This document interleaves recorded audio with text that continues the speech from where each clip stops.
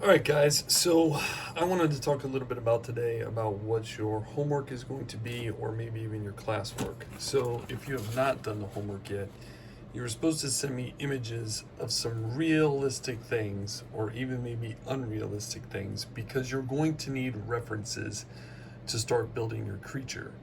And again, we're not trying to copy a creature that exists. You can get inspired by people that have made creatures, but you're trying to create your own creature.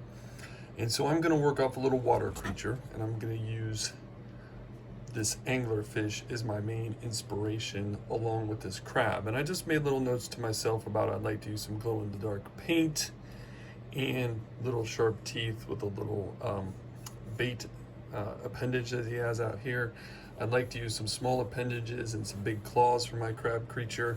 I like the armor and the dark color of this catfish, how it's got those like kind of armored scales.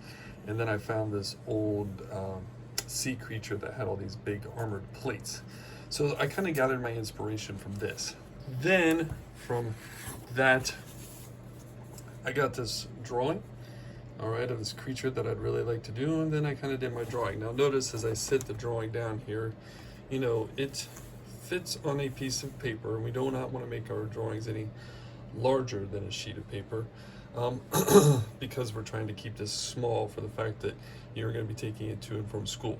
Once you have your drawing done, and again to the best of your ability, if you need to cut and paste, copy, put things on the Chromebook, trace, whatever you need to do, that's fine. I know this isn't a drawing class, but to the best of your ability, you guys are going to draw.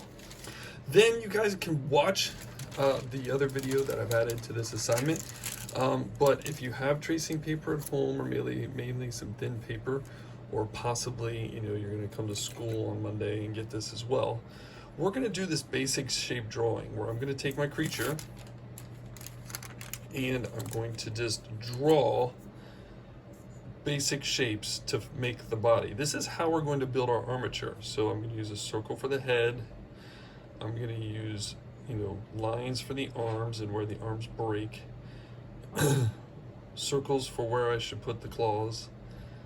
Arms, little lines for the legs and feet, and a little line for the tail, and a little line for the fin, and then eventually it's going to have a big angler thing that comes out here. And the reason why we want this basic kind of drawing is this is how we're going to take the wire and we're going to build our creature from this basic drawing. It's going to be tough to build a wire frame looking at the creature like this. We're going to use this drawing here to start building our wire frame. Now, once you've done this drawing, you're going to kind of take measurements. You can use a ruler or you can use your finger, and you're going to want to open up and create a final drawing. So let me show you that one of the creature, how it looks like laid out. All right. So again, I kind of measured my creature using the tracing drawing. So I measured and I measured and I measured and I measured those things. All right, so I measured,